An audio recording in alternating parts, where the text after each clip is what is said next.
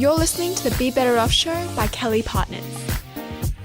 Welcome to the Be Better Off Show, where we bring you great Australians doing interesting things that can help you be healthier, wealthier, and wiser. And today we've got Geoff Coombes, who is the founder of the tour, The Cure. And without saying much about him, this is an incredible initiative to raise money for a very important cause that affects huge numbers of Australians. But rather than taking words out of Geoff's mouth, why don't we welcome Geoff and say good morning.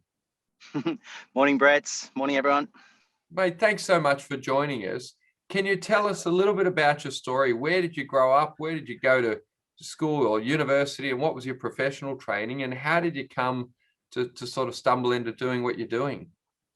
Sure. So born in Melbourne, but then my father worked for Qantas. So I kind of lived the expat life for a lot of years. Singapore, England, Malaysia, Germany, Africa, and then ended up back at boarding school at Cranbrook in Sydney to finish some schooling, but kind of 12 different schools before landing at Cranbrook. Loved it. After school, studied civil engineering, wasn't me.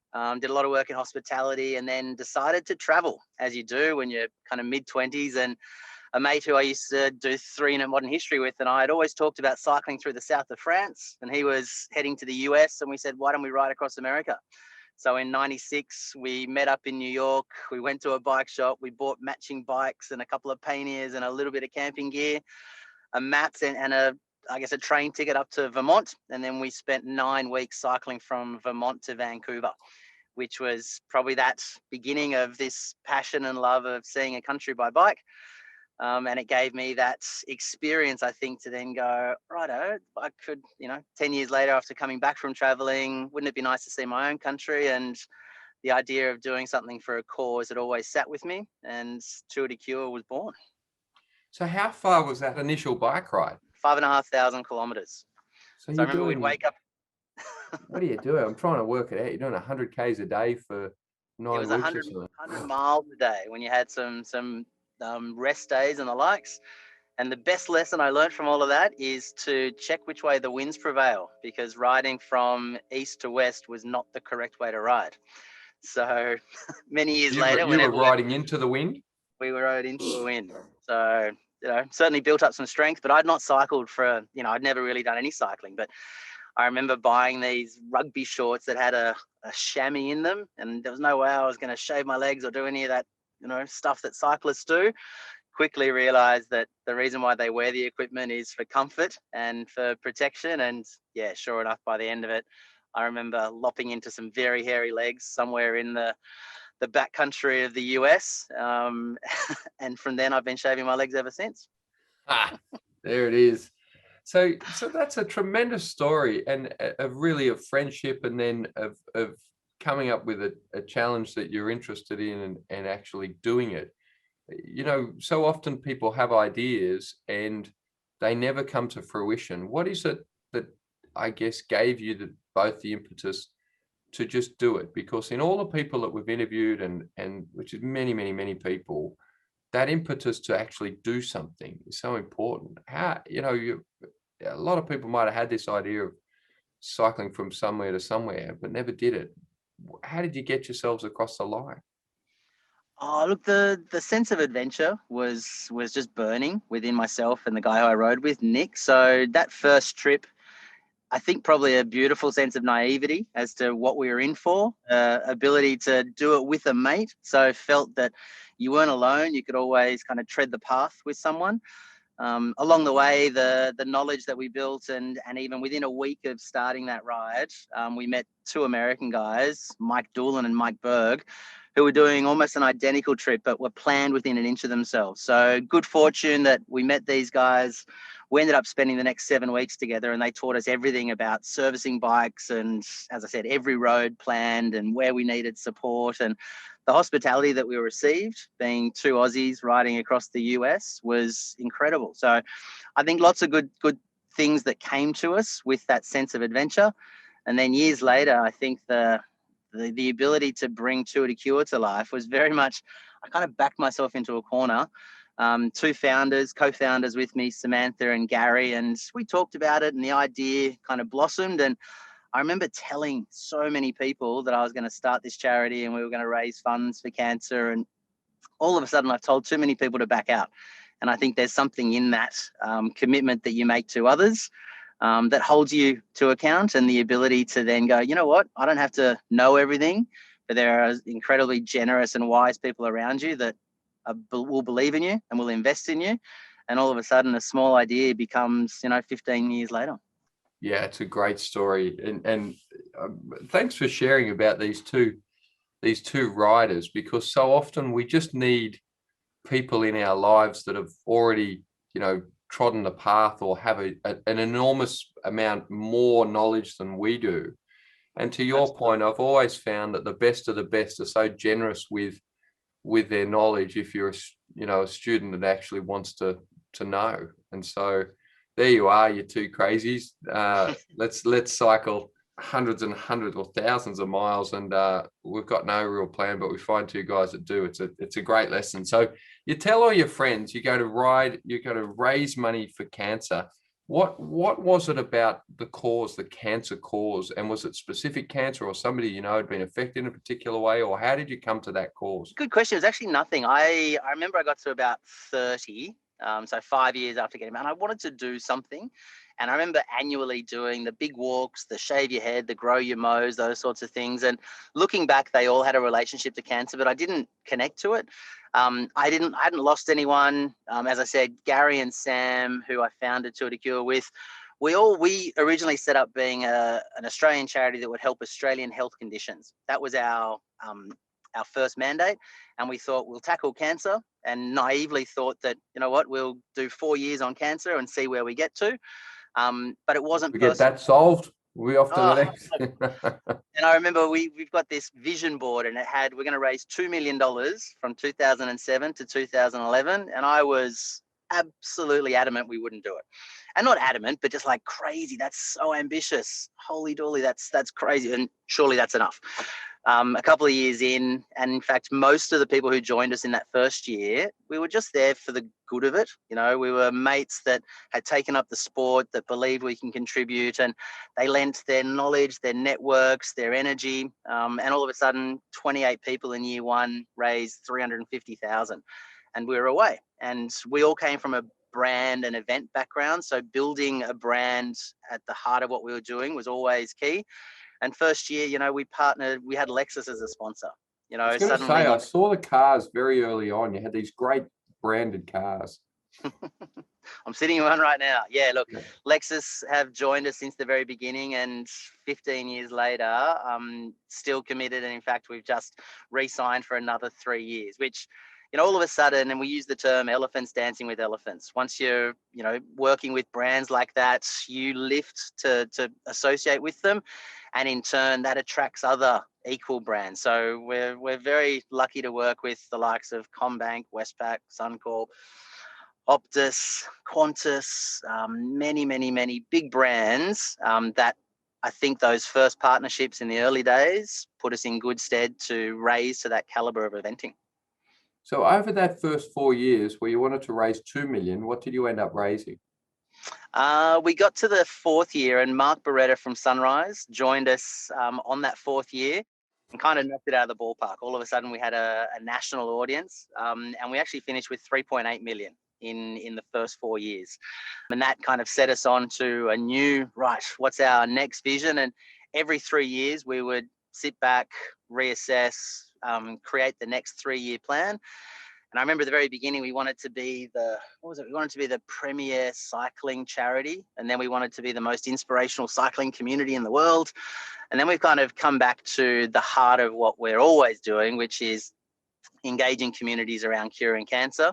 And now in the process of it, we're very much changing lives of people. And it's not just those who are on this cancer path with us, but the health benefits that come from being involved with a cause. And then obviously seeing people now more than just walks, we're doing, rides, we're doing walks. We've got a digital platform where people can do their Ks their way. So we've grown to now, I think we're just over 66 million that we've raised in 14 years. 9 walks, 9 rides, 9 walks, 3 gala events, close to probably 14,000 people a year taking part in our events. And as committed as ever, despite COVID, to crack on. The researchers are doing brilliant work. So where's the money go specifically in terms of, Geoff, have you guys focused on university partnerships or specific cancer research, or what's the egg that you're trying to crack? The egg is cancer cures and having it to be a non-fatal disease. So I think I remember at one stage going, we're going to crack this and, we will cure cancer. More and more, I think I realize now that the scientists and cancer is such a beast that we need to create more targeted therapies. And just as we've created, pathways that stop ovarian cancer and other cancers from being a death sentence, we're able to do more of that with the researchers now pursuing different theories. So we consider ourselves cancer agnostic. Yeah. We at the very beginning, we said we want to help research, support, and prevention. We want to deal with those 3 areas that affect people dealing with cancer. And we want to help men, women, and children.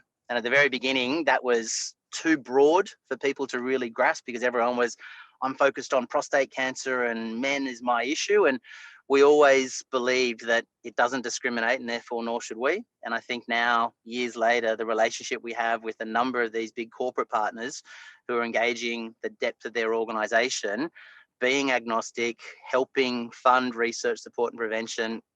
Our grants process is an independent grants committee that we have an annual grant round each year, which is attracting $30 to $35 million worth of grant requests.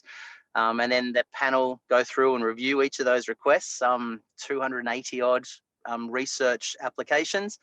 And then we work with the Translational Research Institute to again qualify down. Sadly, we're not raising 30, 40 million as yet, but we are able to go, right, if we're getting to that 9 or 10 million, roughly 82% of our funds go towards research, the rest towards those support and prevention projects, then we're bringing to life 50 to 60 research projects a year. Yeah. And our measure of success is those research projects achieving those scientific breakthroughs. So we're just gone past our 45th scientific breakthrough, which again is that progress towards global collaboration of understanding when the research has been peer reviewed, and then we're raising the bar on the research levels around the world. So great, because probably my strongly held belief that people underestimate what they can do over a 10-year period and sort of overestimate what they can do over a 10-minute period. But over 14 years or 40 years, if you can keep investing into this research and be long-term partners to the best research that's out there, then the cumulative effect of that, the real compounding effect, can be massive. It's a long-term game. The research that was done 4 or 5 years ago is now yielding those results. I remember when we started, there was 3 ways to treat cancer: surgery, radiation, and chemotherapy. Immunotherapy is now kind of going into its 15th, 18th year. So that new hope around using our own immune system to fight cancer that it's very capable of, but cancer's learned how to trick it. So those targeted therapies, the progress that the clinicians are making, that beds to lab research that a lot of the institutes are now pioneering, the progress is going to be swift. And they're saying, that ours will be the last generation to probably die from cancer. And our kids should be able to kind of live with it, just as we live with various other diseases that over the years have gotten to that point. It's an amazing area to be involved with, because the medical researchers is one of the areas of science where you can see this exponentiality around, understanding and outcomes. And so to be able to really see over many, many years that the efforts of these people, who, I think we should all admire tremendously for their commitment, just sustained commitment. It's one thing to ride from here to there over X amount of days, but when you see these medical researchers that have put 20, 30, 40 years of consistent effort into, cracking a particular egg, it's very, very admirable.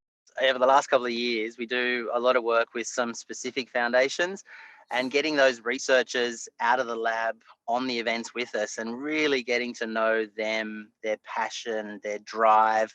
They're incredibly bright and driven with just a single purpose. I was never going to be a scientist, but my ability to help in this space is to enable big communities to help raise funds. Yeah, it's incredible. Now, what can we do for our listeners today? Tour to Cure, you can go to the digital platform. How can people get involved, and what's the best way they can contribute? Yeah, good question. I think for me, obviously dollars are where we're going to be able to contribute more to the research. Big one is also love your community. Go out there and get on top of your health. Health is wealth, as we always say, but get on top of your health screening. Know what you need to know at certain ages in order to know your family history around cancer, and start a relationship with your doctor, and be regular and be consistent. And that skin checks and all those sunburns that we had as kids, the cumulative effect is, as adults and more senior adults, it is compounding. So the best one, I think, is if everyone can take the initiative to go out there and check on your mates, go and get your health checks, and certainly your cancer health screening.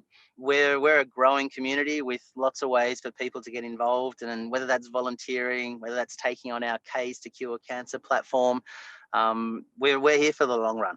We believe we're going to be around in 50 years' time, hopefully with cancer kind of almost behind us. And in fact, I'm very confident it will be. But get behind us in the way that we're going to enable these researchers and growing number of researchers to keep pursuing and doing what they do. I think the big impact from COVID has been that people haven't gone and gotten their skin checks or their regular health checks. We're going to deal with more advanced cancers over the next year. I mean, obviously, the researchers being unable to have gotten in the labs, we've kind of lost a year of progress. So there's some catch up that needs to happen. We had a year of really tough not being able to run events. So for us, getting the event side of things back, getting the funds raised, engaging with the corporate communities and more corporates who'd like to get involved, knock on the door, reach out to me personally. We're a group that I'm very confident everyone who joins us will be richer for the experience. Yeah, fantastic. So is there information that we can share with our listeners on, you mentioned their health screening and things that people should do at particular ages and these sorts of topics? Brett, I wish there was, and I'm sure there is on the Cancer Council and various other platforms. And Cancer Council is probably that great source for that. Bowel cancer and skin cancer and breast cancer, you'd think that for all the advertising and everything we see that it would be pretty common, but sadly it's not. But the best thing you can do is if you don't already start a relationship with your GP, work with them on things that they would go, right, we need to be across your health at this time of your life. But certainly skin is an annual checkup. Prostate, they say kind of 40, 45. Breast cancer is ongoing. Bowel cancer from 50. But like I said, get that relationship happening with your doctor. Get regular with your checkups, and dealing with cancer as a primary type of cancer, there's so many more options than when it's a secondary and when it's metastasized and spread through the body. And health is wealth. Yeah, it's great. It's such a great message. So look, I really want to thank Geoff for his time this morning. It's very much our focus to bring people to our audience that can encourage you to think about your health, your wealth, your wisdom, and I think that's a great message. Health is wealth. Without your health, there's not much else that you can do, and I think everyone knows it. But to bring that to people, the forefront of people's minds, and get us once again to think about that is a really valuable message.